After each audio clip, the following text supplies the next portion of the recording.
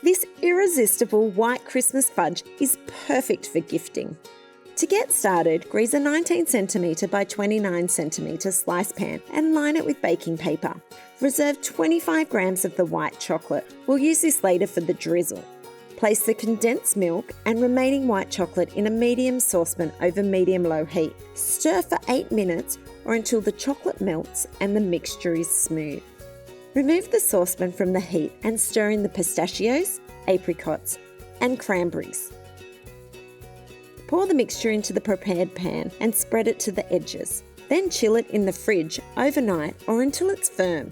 For the drizzle, place the reserved chocolate in a microwave-safe bowl. Cook on high, stirring every 30 seconds until it's melted. Pour the chocolate into a piping bag and cut a small opening in the base. Drizzle over the fudge and leave it to set. Cut the fudge into squares, then wrap individually for gifts or serve it up to the family. This festive fudge is perfect for gifting or sharing with loved ones this Christmas.